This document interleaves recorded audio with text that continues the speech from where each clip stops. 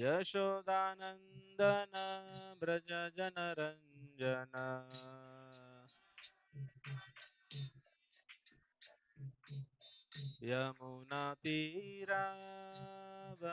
यमुनातीरावनचारी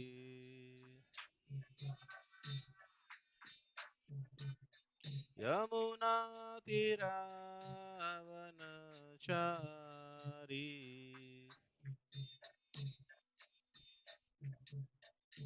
हरे कृष्णा कृष्ण कृष्ण हरे हरे हरे राम राम राम हरे हरे हरे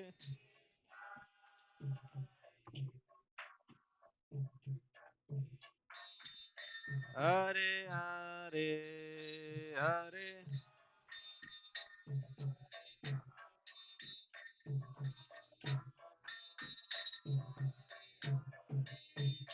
हरे कृष्णा कृष्ण कृष्ण हरे हरे हरे राम राम राम हरे हरे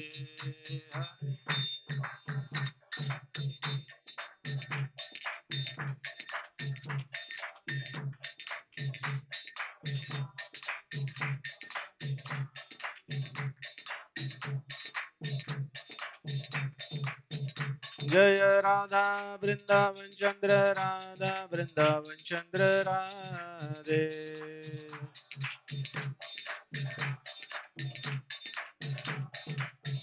जय गिरधारी गोपाल गिरधारी गोपाल जय गिरधारी गोपाल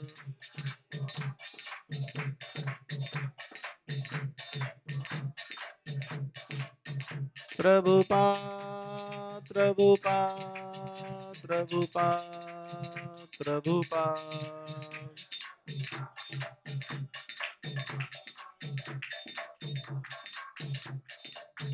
जय जय गुरुदेव गुरुदेव गुरुदेव जय गुरुदेव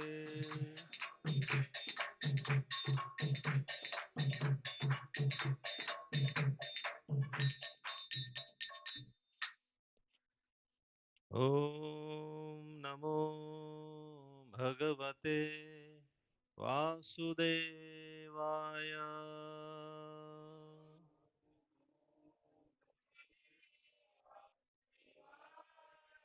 ओम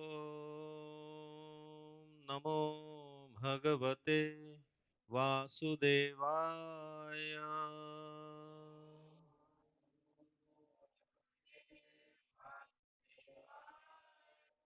ओम नमो भगवते वासुदेवाय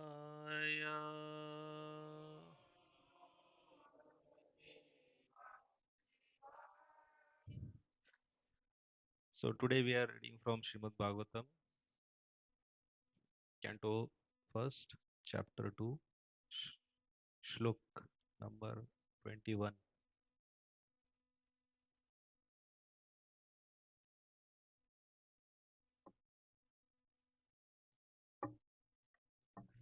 भिन्दन्ते हृदया ग्रन्थि छिन्दन्ते सर्वसंशया क्षीयन्ते च क्षीयन्ते च अस्य कर्माणि दृष्ट एव आत्मनीश्वरे विन्द्यन्ते हृदया ग्रन्थि छिन्दन्ते सर्वसंशया क्षीयन्ते च अस्य कर्माणि दृष्टमेव आत्मनि ईश्वरे विन्दन्ते हृदया ग्रन्थि छिन्दन्ते सर्वसंशया क्षीयन्ते च अस्य कर्माणि दृष्टे एव आत्मनि ईश्वरे प्रभु जी विन्दन्ते हृदयाग्रन्थि छिन्दन्ते सर्वसंशया क्षीयन्ते अस्य कर्माणि दृष्टे एव आत्मनीश्वरे विन्दन्ते हृदयाग्रन्थि छिन्दन्ते सर्वसंशया क्रियन्ते स्वस्य कर्माणि ईश्वरे छिन्दन्ते हृदयाग्रन्थि छिन्दन्ते सर्वसंशया क्रियन्ते स्वस्य कर्माणि ईश्वरे छिन्दन्ते हृदयाग्रन्थि छिन्दन्ते सर्वसंशया क्षीयन्ते च अस्य कर्माणि दृष्ट एव आत्मनि ईश्वरे विन्दन्ते हृदयाग्रन्थि छिन्दन्ते सर्वसंशया क्षीयन्ते नास्य कर्माणि दृष्ट एव आत्मनीश्वरे विंद्यन्ते छिन्न होते हृदय ग्रंथी हृदयाची गाठ छिंदंते तुटून जातात सर्व संशया सर्व प्रकारचे संशय क्षीयन्ते क्षीण होतात समाप्त होतात च आणि अस्य त्याची कर्माणी कर्मशृंखला दृष्टे पाहिल्यावर एवं खचित आत्मनी आत्म्याच्या ठिकाणी ईश्वरे अधीक्षक अनुवाद अशा प्रकारे हृदयातील अहंकाराची गाठ सुटते सर्व संशयांचा उच्छेद होतो जेव्हा आत्म्याच्या ठिकाणी भगवत दर्शाच्या भगवत दर्शनाचा साक्षात्कार होतो तेव्हा सकाम कर्मांची श्रृंखला क्षीण होते तात्पर्य रचना श्रील प्रभुपाद श्रील प्रभुपाद की तो तात्पर्य जो है बहुत बड़ा है थोड़ा सा हम पढ़ेंगे पूर्ण पुरुषोत्तम भगवंतांचे शास्त्रीय ज्ञान प्राप्त करणे म्हणजे त्याच वेळी स्वतःच्या आत्म्याचे दर्शन करणे होय मनुष्याच्या आत्म्याच्या स्वरूपाविषयी अनेक तर्क भ्रामक कल्पना केल्या जातात तो खूप महत्वाची लाईन आहे प्रभुपाद ट्रान्सलेशन मध्ये काय म्हणतायत की मनुष्याचा जो आत्मा आहे त्याच्याविषयी खूप साऱ्या थेरीज खूप साऱ्या कल्पना आणि खूप साऱ्या स्टॅटिस्टिक्स लोक आणि सायंटिस्ट देतात आणि भ्रामक कल्पना देतात भौतिकवादी लोक आत्म्याच्या अस्तित्वावर विश्वास ठेवत नाही जे भौतिक लोक असतात ते म्हणतात की आत्मा वगैरे असं काही नाही जे ज्ञानमार्गी आहेत ते जीवांच्या स्वतंत्र अस्तित्वावर विश्वास ठेवत नाहीत ते जीवांचे स्वतंत्र अस्तित्व नाकारून ब्रह्माच्या निराकार रूपावर विश्वास ठेवतात परंतु अध्यात्मवादी लोक आत्मा व परमात्मा यांचे स्वतंत्र अस्तित्व आहे व ते गुणात्मक दृष्ट्या अभिन्न परंतु परिणामात्मक दृष्ट्या भिन्न आहे गुणांनी अभिन्न आणि गुणात्मक दृष्ट्या अभिन्न परंतु परिणामात्मक दृष्ट्या भिन्न हे निश्चयाने सांगतात. दुसरे असे अनेक सिद्धांत आहेत, परंतु श्रीकृष्ण हेच परम सत्य आहेत, असा अनुभव भक्तियोगाच्या प्रक्रियेद्वारे आला की हे सर्व तर्क-वितर्क निवृत्त होतात. तर ही लाईन पण खूप महत्वाची आहे. प्रभुपाद म्हणतायत की ज्याला असा अनुभव येतो की श्रीकृष्ण हेच परम सत्य आहेत, त्या व्यक्तीला भक्तियोगाच्या प्रक्रियेद्वारे हा अनुभव येतो आणि त्याचे तर्क-वितर्क हे निवृत्त होऊन जातात. त्याच्या मनामध्ये ज्या संकल्पना आहेत, तर्क आहेत, आपण गेस करत राहतो. भगवंत असे असतील, भगवंतांनी असं करतात, भगवंत असे. तर हे सगळे तर्क-वितर्क जे ते त्याचे नाहीसे होऊन जातात. केव्हा होऊन जातात? नाही, केव्हा होऊन जातात? हा, नाही. तर्क-वितर्क केव्हा चालले जातात? आता बोललो मी. लक्षपूर्वक आहे. तर्क-वितर्क तेव्हा नाहीसे होतात जेव्हा भक्तियोगाची प्रक्रिया, भक्तियोगाच्या प्रक्रियेद्वारे तर्क-वितर्क त्याचे नाहीसे होतात. तर भक्तियोग खूप महत्वाचा आहे. तर याच्यामध्ये मी हिंदीमध्ये थोडा ट्रान्सलेशन करेल की आतापर्यंतचे जे श्लोक आहे त्याच्यामध्ये पहले चैप्टर में हमने ये देखा था कि प्रश्न पूछे गए हैं। पहला जो चैप्टर है उसमें उसका टाइटल क्या था कि ऋषिंचे प्रश्न, जो भी ऋषि मुनि वहां पर है उन सभी के प्रश्न वो पूछ रहे हैं। और दूसरा जो चैप्टर है उसका टाइटल है दिव्यत्व आणि दिव्य सेवा।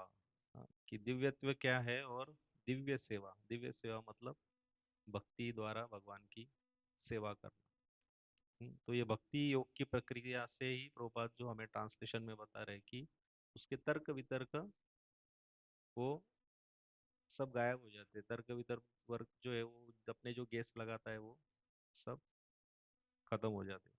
और वो खत्म होने के बाद फिर वो जान पाता है कि भगवान वास्तव में श्री कृष्ण। तो यहाँ पर इस श्लोक में जो 16 से 22 क्रमांक का श्लोक है उन श्लोकों में भक्ति ये जो है ये हमारा हाईएस्ट गोल है, इसके बारे में वर्णन किया गया। अभी जो श्लोक चल रहा है वो कौन सा है? श्लोक नंबर 21। तो कैसे हम भक्ति में प्रोग्रेस कर सकते हैं, how we can progress into bhakti, तो उसके बारे में श्लोका नंबर 22 to 29। तो अभी हम चल रहे 21 में, 22 to 29। ये जो आगे भागवतम के अगले श्लोक है उसमें हमें किसकी भक्ति करनी है, वाई ओनली कृष्णा। तो वैसे हम बहुत सारे भक्ति करते हैं लोग।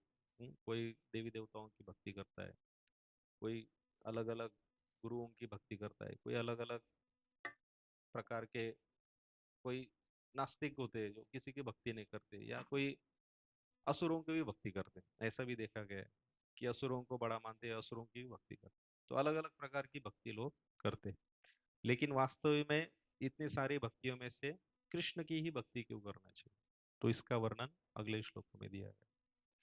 तो भक्ति के जो 9 स्टेजेस, 9 प्रकार के स्तर भक्ति के बताए गए हैं। तो उन 9 प्रकार के भक्ति के स्तरों में सबसे पहला जो स्तर आता है वो है अधो श्रद्धा। तो आप सभी को पता होंगे कौन कौन से 9 स्तर है। पहला अधो श्रद्धा, दूसरा साधु संग, तीसरा भजन क्रिया, चौथा अनर्थ निवृत्ति, पांचवा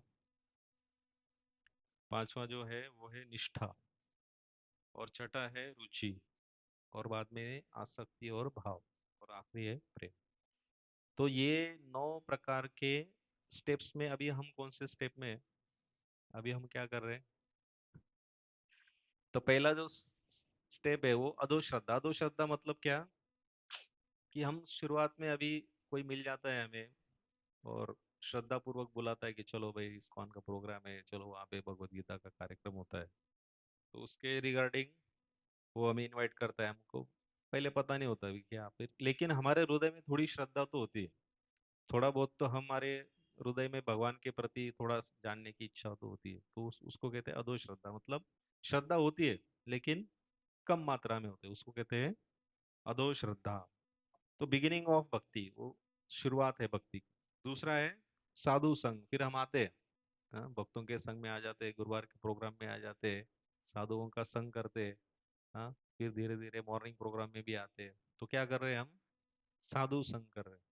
और उसके बाद में भजन क्रिया फिर चालू होती है। कोई माला पकड़ा देता है हमें, अरे भाई हरे कृष्णा ये जप करो, एक माला भी, एक तो शुरुआत तो करो। हाँ, आधा तो करो, एक बार तो बोलो हरे कृष्णा महामंत्र। तो ऐसा ये क्या हुआ? भजन क्रिया, ये हमारा भजन अभी स्टार्ट हुआ। और ये भजन क्रिया शुरू होने के बाद फिर होता है अनर्थ निवृत्ति। जैसे हम भजन क्रिया शुरू करते हैं, माला शुरू करते हैं, तो माला शुरू करने से क्या होता है? कुछ समझ में नहीं आ रहा है, विचार चल रहे इधर उधर भाग रहे। हाँ, कॉलेज का विचार चल रहा है, घर का विचार चल रहा है, फैमिली का इशू चल रहा है, इसका ये प्रॉब्लम है, उसका वो प्रॉब्लम है। भजन तो चल रहा है, विचार तो आ रहे हैं मन में, लेकिन क्या हो रहा है? प्रोसेसिंग में अभी। हाँ, जैसे वो हृदय ग्रंथि, यहाँ पे बताया गया है कि हृदय ग्रंथि मतलब हमारे हृदय में वास्तव में पहले से बहुत कचरा पड़ा है, बहुत सारा कचरा है अंदर। और अभी हमने क्या किया? सिर्फ भजन क्रिया शुरुआत की है।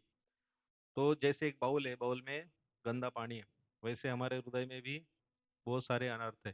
तो अनर्थ निवृत्ति, ये जो है हमारा चौथा स्टेप है। तो हमारे हृदय में जितने भी अनर्थ है, काम क्रोध षड रिपु है, तो वो धीरे धीरे प्रोसेसिंग होना स्टार्ट करता है। हाँ, जैसे हम कुछ भी फाइल होते कॉपी पेस्ट करते हैं, या स्कैनिंग को लगाते कंप्यूटर में, अगर वायरस चला गया, वैसे हमारे हृदय में क्या है? वायरस है, बहुत सारे वायरस। उसको हम चालू करते हैं, एक एंटी वायरस डाल देते हैं। वैसा ये हरे कृष्ण महामंत्र क्या है? Anti virus. वो क्या कर रहा है अभी? अंदर प्रोसेसिंग कर रहा है।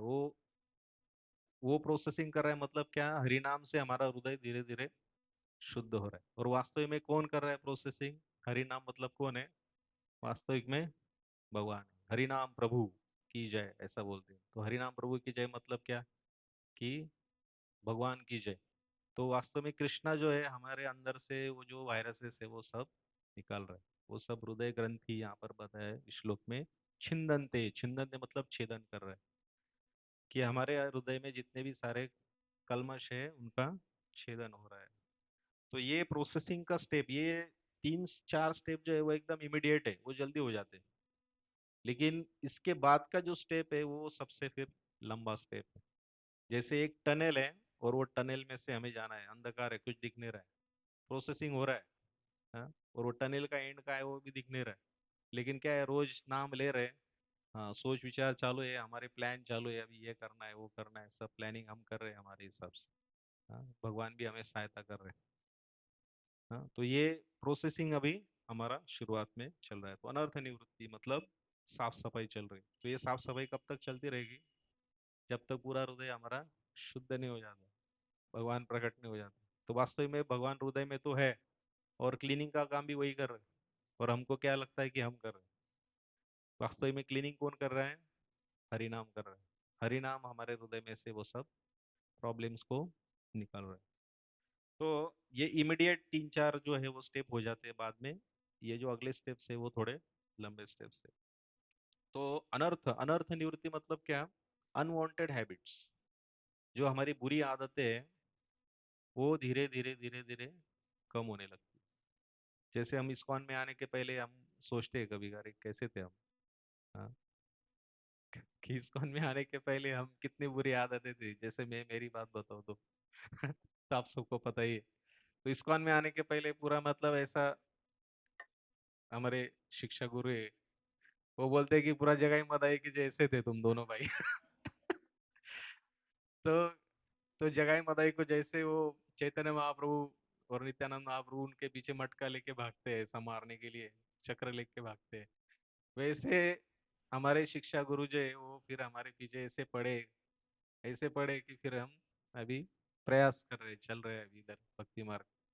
तो वैसे हम जगाई मदाई थे।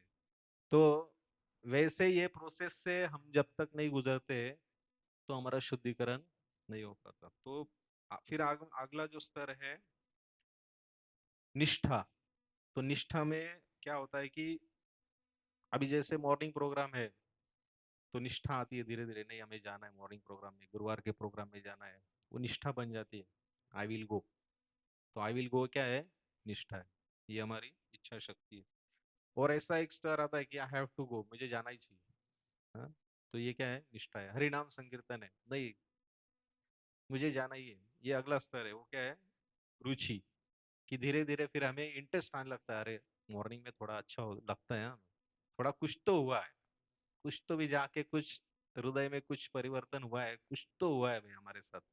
हाँ, फिर रुचि आने लगती है, नहीं अरे बहुत अच्छा है, साधु संग वहाँ पे मिलता है, भक्तों का संग है, अच्छा फील होता है, मन में हमें अच्छी भावनाएं आती है, और बुरे विचार नहीं आते। तो क्या है? रुचि। तो रुचि का स्तर क्या है? आई वॉन्ट टू गो, मुझे जाना ही है, कुछ भी हो जाए। हाँ, शाम को हरिनाम संकीर्तन है, मुझे जाना ही पड़ेगा। तो ये क्या है? इंटरेस्ट, रुचि। रुचि आ जाती, टेस्ट डेवलप हो जाता है। हाँ, जैसे कोई, किसी का प्रसादम के प्रति टेस्ट होता है, किसी का कीर्तन के प्रति टेस्ट होता है, किसी का भक्तों के साथ जाने में टेस्ट होता है, तो अलग अलग फ्लेवर मिलते हैं हमें। तो ऐसा टेस्ट डेवलप हो जाता है। हाँ, जैसे माधुराम प्रभु है, रोज मॉर्निंग में फर्स्ट यहाँ पे आके वो बैठ जाते हैं। क्या है? टेस्ट है। वो टेस्ट के स्तर पे अभी पहुंच गए, उनको टेस्ट आता है, वो रोज कर आके बैठ जाते हैं। हाँ, तो अगला जो स्तर है वो है आसक्ति। एकदम सातवां स्तर, अटैच हो जाते हैं कि नहीं, मैं भक्ति के बिना जी नहीं सकता, रोज करना ही है मुझे। वो क्या है? आसक्ति का स्तर है। We are attach to the devotional life. तो ऐसा एक स्तर आ जाता है कि अगर एक दिन हमारा मॉर्निंग प्रोग्राम नहीं हुआ, या गुरुवार के कार्यक्रम में नहीं गए, या फिर हरिनाम में नहीं गए, या कोई सेवा हमसे नहीं हुआ, तो हम क्या करते हैं? लैमेंट करते हैं। हाँ, तो मतलब अंदर से, हृदय से बुरा फील होता है, अरे आज मॉर्निंग प्रोग्राम मिस हो गया, आज भागवतम मिस हो गया। लैमेंट करते हैं। लैमेंट मतलब रोते हैं हम, या हृदय के अंदर से हमें बुरा लगता है कि आज जाना चाहिए था, आज प्रभु जी आए थे, जानकीनाथ प्रभु आए थे। सो लैमेंट करते हैं कि हमें जाना चाहिए था। वो क्या है? आसक्ति का स्तर।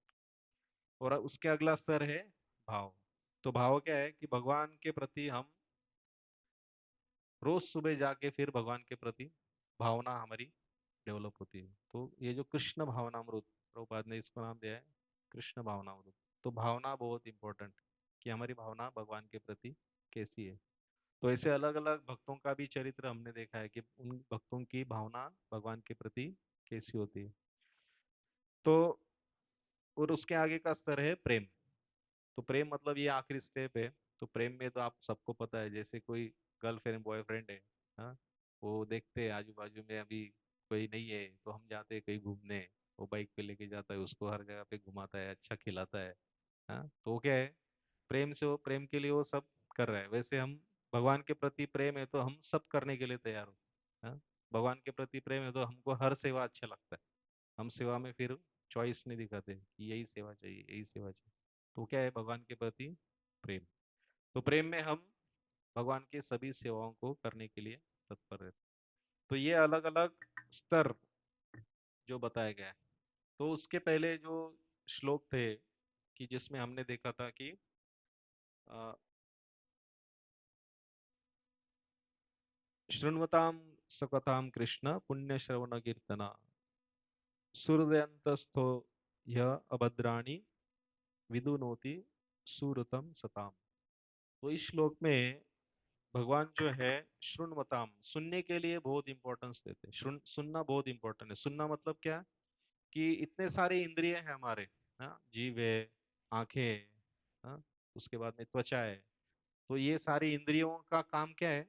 ये सब दो काम करते हैं, एक रिसीव भी करते हैं और देते भी हैं। जैसे जीवा है, खाती भी है, और उससे हम आउटपुट भी लेते हैं। हाँ, स्पर्श है, हम फील भी करते हैं, और स्वच्छ, हम स्किन से फिर अलग अलग कार्य भी कर सकते हैं। लेकिन वैसे हमारा एक इंद्रिय ऐसा है जो कान है। तो कान कैसा है? वो सिर्फ इनपुट, हम कान से सिर्फ सुनते ही रहते हैं। तो इसकी वजह से हम जब हरिनाम सुनते हैं, तो हरिनाम जो है भगवान हमारे कानों की ग्रंथि से हृदय की ग्रंथि तक जाता है। तो इसलिए जब हरिनाम हम जब करने के लिए बैठते हैं, नाम जप करने के लिए बैठते हैं, तो सबसे पहले हमारा चित्त जो है वो सुनने के ऊपर होना चाहिए। तो ये एक ऐसा इंद्रिय है कि जिससे हम सिर्फ इनपुट लेते हैं। बाकी जो इंद्रिय है उनसे सब हम क्या करते हैं? इनपुट के साथ साथ आउटपुट भी देते हैं। तो ये इंद्रिय ऐसा है कि जिससे हम इनपुट ही लेते हैं। तो सुनना बहुत इंपॉर्टेंट है, कि जो हम प्रोनाउंसिएशन कर रहे हैं हरिनाम का, वो प्रोनाउंसिएशन करने के बाद हमें बहुत क्लियरली सुनना। तो क्लियरली सुनेंगे तो उतना इफेक्ट ज्यादा होगा।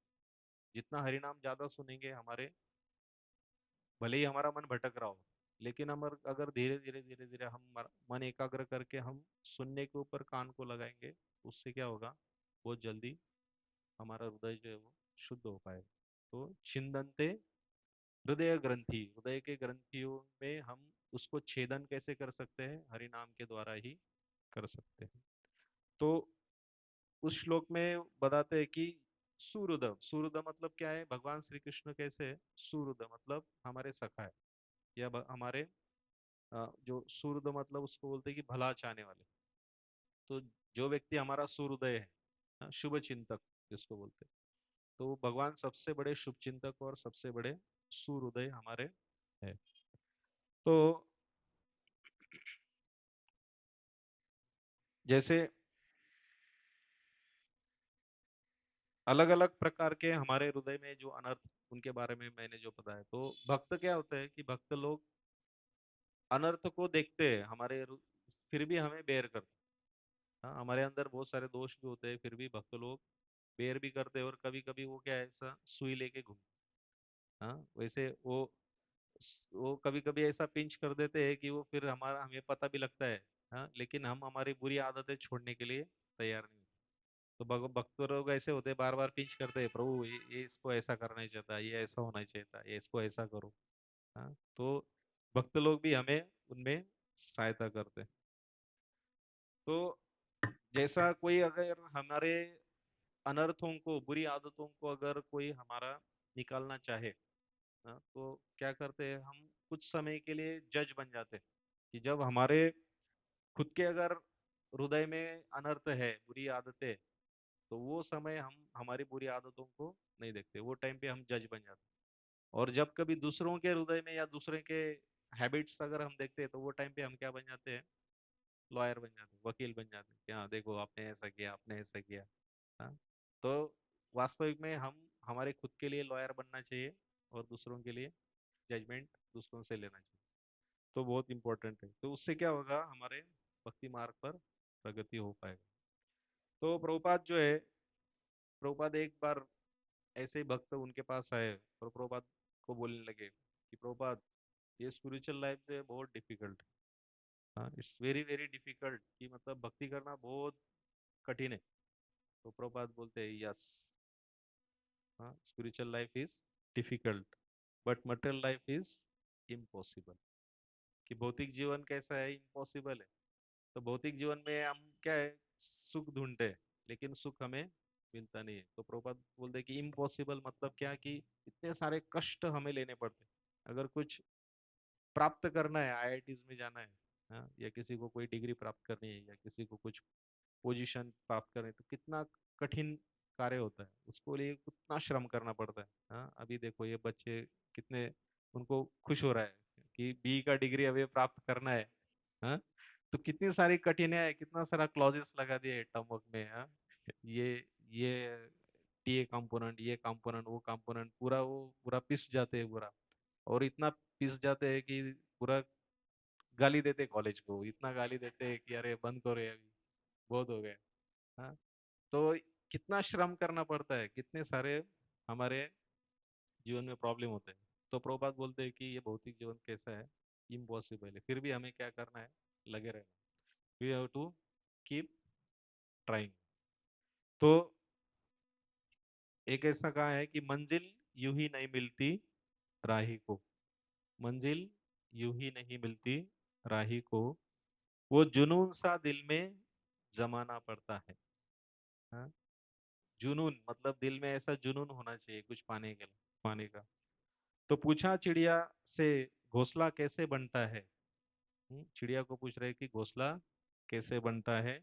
वो बोली कि तिनका तिनका जुटाना पड़ता है।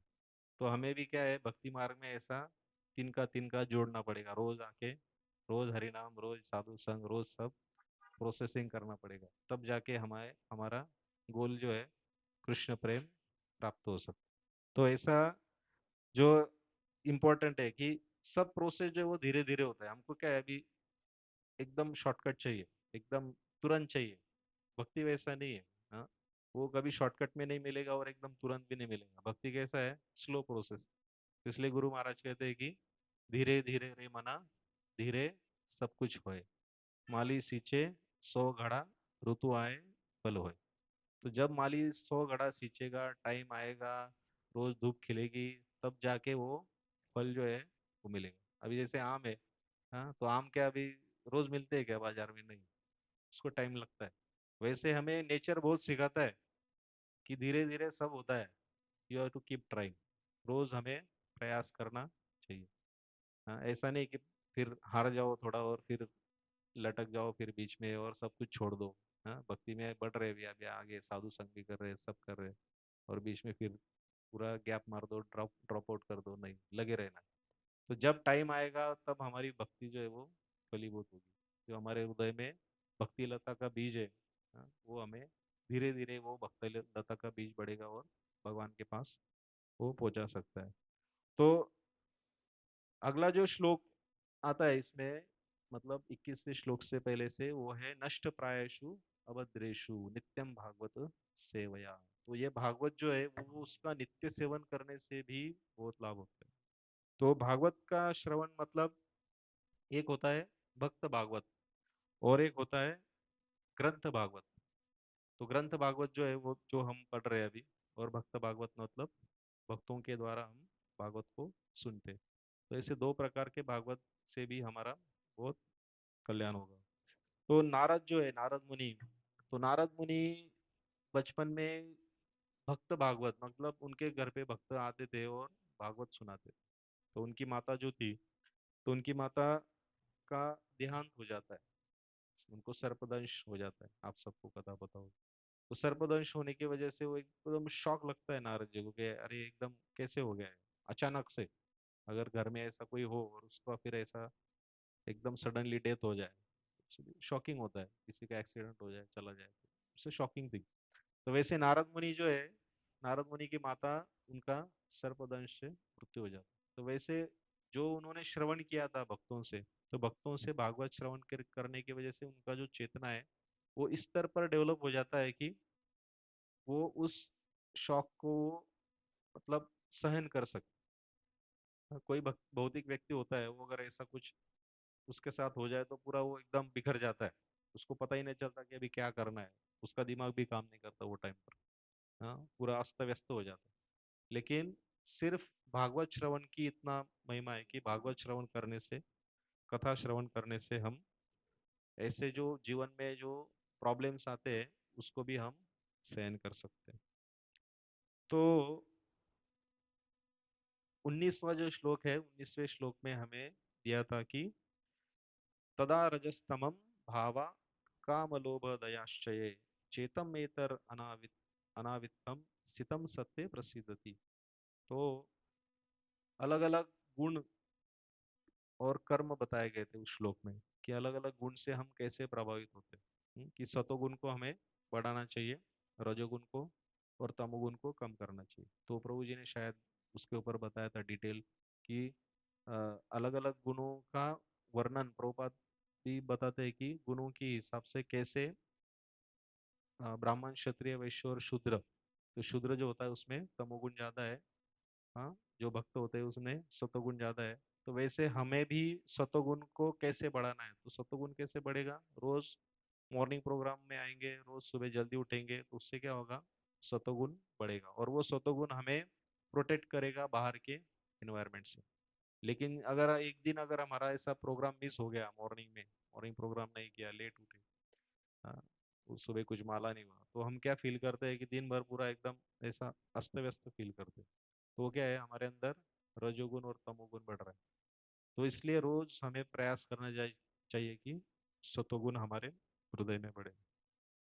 और 20वां जो श्लोक है उसमें हमने देखा था कि एतत् प्रसन्न मनसो, सॉरी, एवं प्रसन्न मनसो भगवत भक्ति योगता भगवत तत्व विज्ञानम मुक्त संगस्य जायते।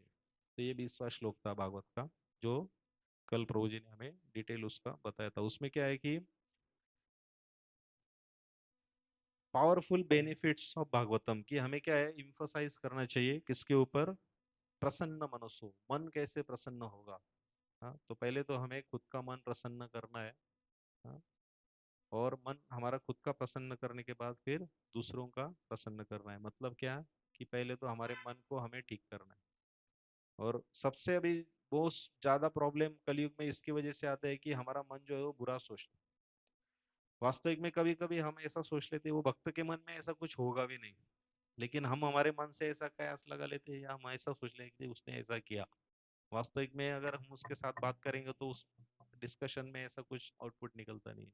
तो वो सबसे ज्यादा प्रॉब्लम कलयुग में इसकी वजह से होते हैं कि हमारा मन जो है वो खराब है, और हम क्या करते हैं, गलत सोचते रहते हैं। और वो गलत सोच की वजह से हम हमारे विचार वैसे बना लेते हैं कि ऐसा होगा, ऐसा हो सकता है, इसने ऐसा किया, उसने ऐसा। वास्तविक में वैसा कुछ भी नहीं होता। हाँ, किसी के बारे में हम ज्यादा सोचते हैं कि हाँ अरे, हाँ जी, इसने डायरेक्टर ने ऐसा बोला है, तो डायरेक्टर का कोई इंटेंशन नहीं होगा। आज ये भक्त ने ऐसा बोला, उनका बोलने का इंटेंशन कुछ अलग होगा, लेकिन हम अलग तरीके से उसको प्रिडिक्ट करते हैं। तो मन को प्रसन्न करना बहुत इम्पोर्टेंट है। और भागवत क्या करता है, सबसे इम्पोर्टेंट भागवत का ये गुण है कि हमारे अंदर अवेयरनेस क्रिएट करता है। हाँ, सजगता जिसको बोलते हैं कि अवेयरनेस। तो हम खुद को मन से पृथक करने का प्रयास करते हैं भागवत सुनने के बाद, कि भागवत सुनने से हमें पता लगता है कि हम मन से अलग है। अभी भौतिक जगत में आप लोगों को देखो, उनका सोच ऐसा होता है कि वो बोलते हैं कि मैं ही सब कुछ हूँ।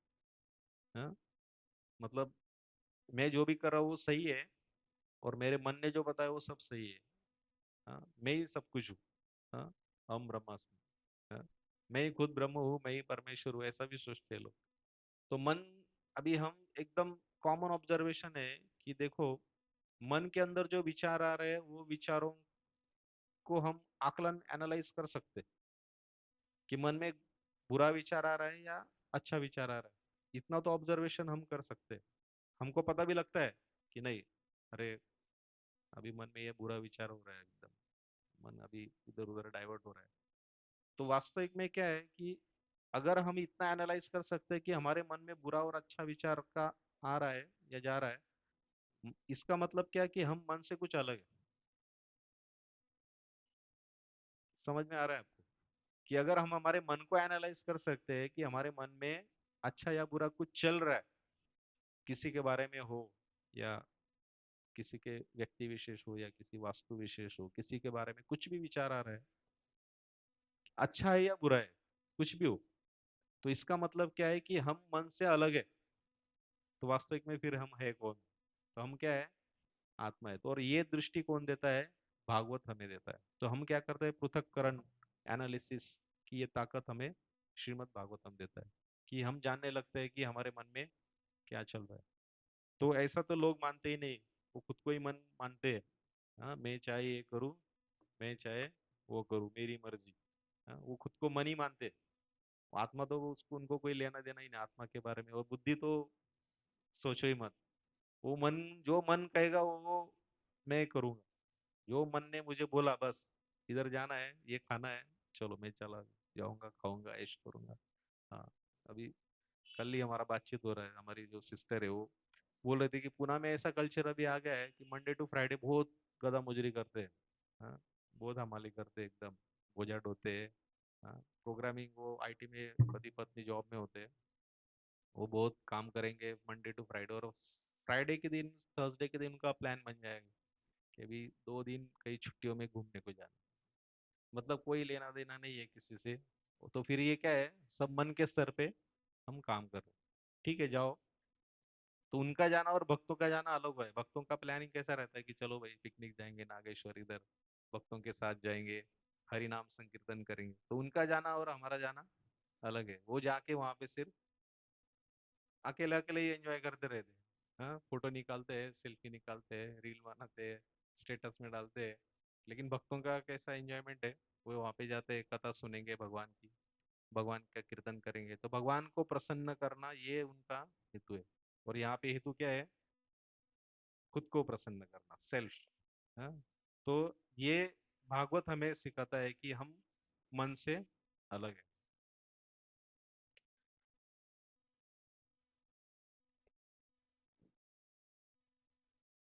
तो भागवतम जो है अभी मनोरंजन का ये नहीं है कि भागवतम से हमें कुछ बहुत यहाँ पे मनोरंजन के लिए हम आए हैं, वैसा भागवतम नहीं। भागवतम जो है बहुत हमारे लाइफ में इम्पोर्टेंट है कि इससे हमें भगवान की भक्ति मिल सकती है। हाँ, ये कोई मतलब मनोरंजन का ये नहीं है। भागवतम बहुत सीरियसली हमें पढ़ना चाहिए, और भागवतम को बहुत सीरियसली लेना चाहिए कि उसके अंदर जितने भी सारे श्लोक है, कि वो श्लोकों से हमें एनालिसिस करने की ताकत मिलती है। तो विदेशों में भी अभी ये जो मोबाइल का कल्चर है वो बहुत मतलब वहाँ पे अलग हो रहा है। कुछ लोग यहाँ पे ऐसे ग्रुप्स है कि जो सोशल मीडिया से बहुत दूर रहते हैं। कुछ लोग बहुत मतलब खुद को अलग कर लेते हैं सोशल मीडिया से। वो अपना अपना रोज बुक पढ़ेंगे। तो अभी जनरली हम देखते हैं स्कूल कॉलेज में क्या हो रहा है, बच्चे वो मोबाइल में से पढ़ते हैं, और मोबाइल में से पढ़ने से उनको वो मोबाइल में जैसे ही पढ़ते हैं तो अंदर से ऊपर कुछ पॉपअप आ जाता है। हाँ, अरे फेसबुक ने इस पे ये लाइक किया, ये पोस्ट किया, हाँ अरे इंस्टा पे, अरे ये लिंक्डइन, अरे। तो पढ़ने का कंसंट्रेशन लेवल ही नहीं रहा। तो क्यों नहीं रहा? क्योंकि मार्क जुकरबर्ग जो फेसबुक का मेन जिसने ये बनाया है फेसबुक, तो उसका खुद का कहना है कि हमने क्या किया, एक रिसर्च किया, कि उस रिसर्च में हमें ऐसा ये मिला कि ह्यूमन के अंदर एक हार्मोन होता है डोपामाइन। तो डोपामाइन हार्मोन जो है वो जनरली कैसीनो में वगैरह जो लोग गेम खेलते हैं ना, उनको अगर कुछ जीते तो बहुत आनंद होता है। हाँ, तो वैसा वो डोपामाइन हार्मोन जो है वो सीक्रेट होता है। कब सीक्रेट होता है? जब हम सोशल मीडिया के कांटेक्ट में आ जाते हैं। तो जैसे ही सोशल मीडिया के कांटेक्ट में आते हैं तो हमें क्या चाहिए? प्लेजर। वी ऑलवेज मतलब हमारा स्वभाव ही वैसा है कि हमें हमेशा आनंद चाहिए। और जैसे ही आनंद आनंद मतलब इतना आनंद पाने के लिए हम क्या करते हैं, फिर हमारे पॉकेट में होता है, निकालते हैं, अरे हाँ, हाँ इसने ऐसा किया, इसने ये किया, उसने वो किया, फिर वो आते रहता है। और वो रील्स भी है ना ऐसा देखते हैं, 1 मिनट में 10-15 रील हम ऐसे देख लेते हैं। हाँ, उसमें से हाँ ये अच्छा है, ये बुरा है, ये अच्छा है, ये अच्छा है। तो वो डोपामाइन हमारे ब्रेन के अंदर सीक्रेट होता है, और वो सोशल मीडिया और उसकी वजह से, फेसबुक की वजह से वो क्या है, उन्होंने वो रिसर्च करके उन्होंने ऐसा बनाया कि लोगों को कैसे इसमें लगाया जाए, लोगों को हैप्पीनेस कहाँ पे मिलता है। तो वहाँ पे फ्रेंड्स बनाना मतलब क्या, सोशल मीडिया पे यहाँ पे बहुत बहुत सारे फ्रेंड्स बना लिए। 5,000 फ्रेंड्स है, 10,000 फ्रेंड्स है हमारे। इंस्टा पे 2,000 है, फेसबुक में 5,000 है। लेकिन वो फ्रेंड्स का क्या यूज है? क्या यूज है वो फ्रेंड्स का? इतने सारे लोग हमारे साथ जुड़े हुए हैं, क्या यूज है आज? कोई यूज नहीं है। उनके साथ कोई आदान प्रदान हम कर पा रहे हैं? ऐसे बैठ के चर्चा कर पा रहे हैं? नहीं कर पा रहे। तो सिर्फ वर्चुअल मतलब जो रियलिटी है उसको दिखाना कि रियल लाइफ अलग और वर्चुअल लाइफ अलग। तो हम उसको ही सर्वस्व मान बैठे। और ये सोशल मीडिया और मोबाइल ने क्या किया, हमको ऐसे रोबोट बना दिया। वो हमको ऐसे ऑपरेट कर रहा है। फोन तो स्मार्ट है, और वो क्या कर रहा है, हमें ऑपरेट कर रहा है। हाँ, अभी हम जो वीडियो ज्यादा देखेंगे ना, वही हमको पहले वो दिखाएगा, हाँ आपने ये वीडियो देखा था, ये फिर से वही वीडियो आएगा बार बार, और उसी कनेक्शन के वीडियो आएगा। तो ये क्या है, AI is using your brain. वो आपके ब्रेन और माइंड को कैसे, वो कैसे थिंक करते हैं, वो उसका डेटा यूज करके वो उस तरीके से ही वीडियो भेजेगा। यूट्यूब पे, इंस्टाग्राम पे, रील्स में वो वैसे ही वीडियो भेजेंगे कि इसको क्या अच्छा लगता है। तो आप कभी ट्राई करके देख, किया होगा आपने। हाँ, रोज करते हैं सर। तो ये मोबाइल तो स्मार्ट हो रहा है, लेकिन हम डल हो रहे हैं।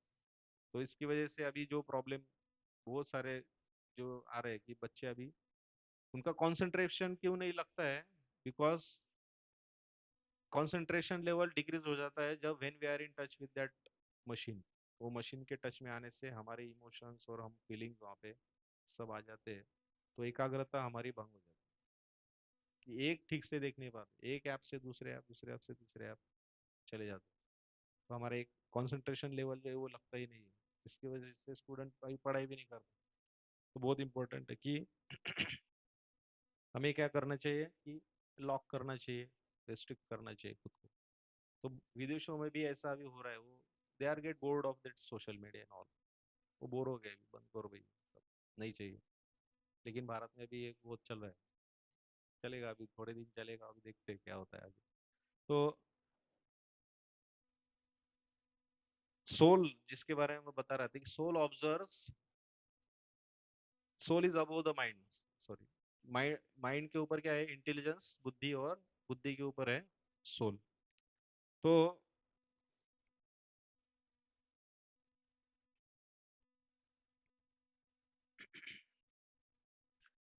इस परपट में प्रभुपाद जो है बताया प्रभुपाद ने कि जो हमने पढ़ा था कि बहुत सारे थेरी और मिसकंसेप्शन आत्मा के बारे में बताए, लोग भ्रमित कर देते कि आत्मा है ही नहीं, और आत्मा है तो फिर ये आत्मा का ऐसा है स्वभाव है, फिर परमात्मा ऐसा है, तो अलग अलग कोई भी आप स्पिरिचुअल ऑर्गेनाइजेशन में जाओ, हर एक का अलग अलग थ्योरी होगा।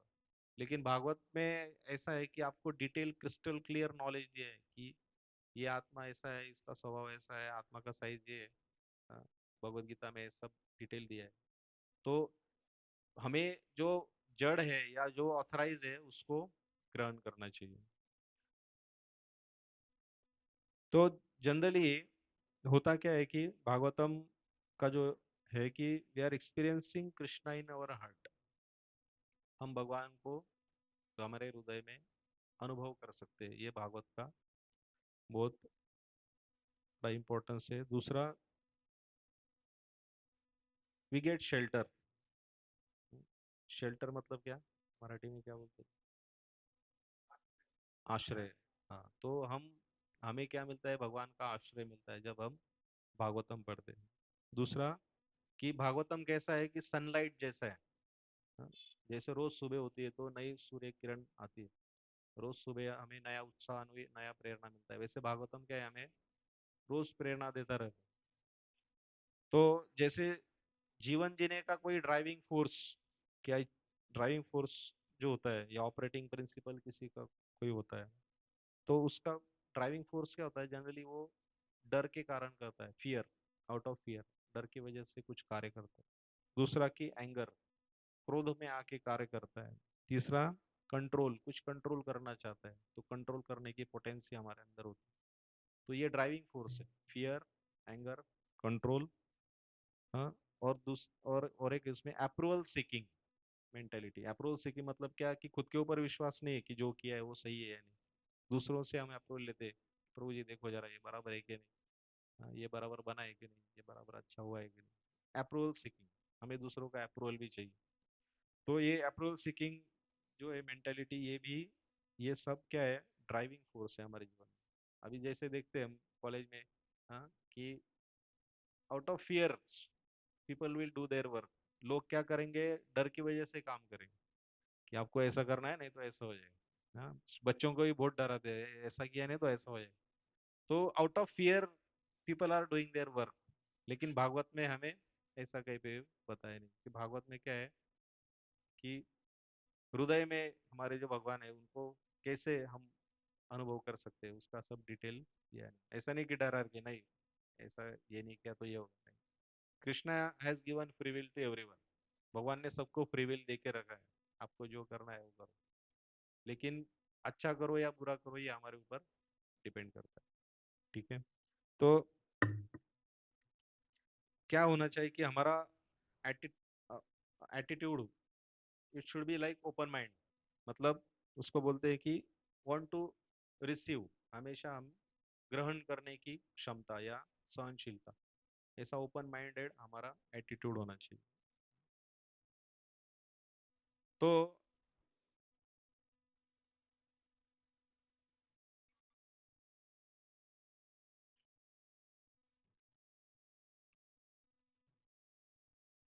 जनरली हम भक्तों के संग में आते हैं, तो भक्तों के संग में आके सबसे बड़ी बाधा जो जनरली होती है वो क्या है, हमारा ईगो, अहंकार जो है वो हमें काम करने नहीं देता। हाँ, तो भगवान जो है, हमको क्या चाहिए, हम बोलते हैं कि हरे कृष्णा, कि हमें कृष्णा चाहिए, I want Krishna, I want Krishna. लेकिन कृष्णा बोलते हैं कि हम मैंने तो आपको दिए, भक्त दिए, तो भक्तों के साथ जाओ और कथा सुनो, कीर्तन करो, प्रसाद खाओ। हाँ, तो प्रभुपाद ने सब रेडीमेड करके दिया है, लेकिन हमें क्या है, कृष्ण चाहिए। लेकिन वास्तव में कृष्ण क्या बोलते हैं कि मैंने आपको भक्तों का सानिध्य दिया है, लेकिन भक्तों में जैसे ही जाते हैं तो क्या प्रॉब्लम आता है, ईगो का बहुत बड़ा प्रॉब्लम। तो एक बंगाली वर्स है, उसमें कहा है कि अबे, सॉरी, कबे कबे आमी छाड़िबो विषयो अभिमान, तबे आमी करिबे सम्मान। कि हम कब हमारा अभिमान छोड़ के भक्तों का सम्मान करेंगे। तो ये बहुत रेयर मतलब होता है कि जनरली हम क्या है, भक्तों के साथ जब भी आते हैं तो भक्तों का ग्लोरिफिकेशन करते हैं। अरे भक्त प्रभु, क्या आपने कितना अच्छा प्रसाद बनाया, क्या प्रभु आप कितना अच्छा कीर्तन करते हो, क्या प्रभु आप कितना अच्छा डांसिंग करते हो। तो ये मतलब साइकोलॉजी होता है भक्तों का कि जाके क्या है ग्लोरीफाई कर देना, और भक्त लोग क्या है फिर प्रसन्न हो जाते हैं। तो जो सुनने वाला भक्त है उसको भी क्या है ऐसा फोड़ा हो जाता है। हाँ, वो फोड़ा ऐसा बढ़ता है बढ़ता है बढ़ता है। तो जैसे ही उस फोड़ा में कुछ मतलब ऐसा क्या होता है, पस होता है उसमें।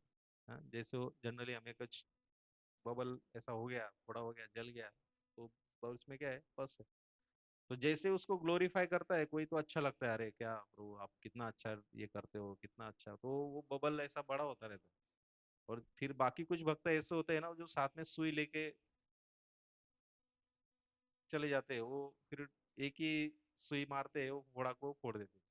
हाँ, जो हमारा अहंकार है, ईगो है, उसको वो पिंच कर देते हैं, फिर हमको बुरा लगता है, नहीं इसने ऐसा कैसे बोला मुझे, मैं तो इतना अच्छा करता हूँ सेवा, फिर ये ऐसे कैसे बोल सकता है।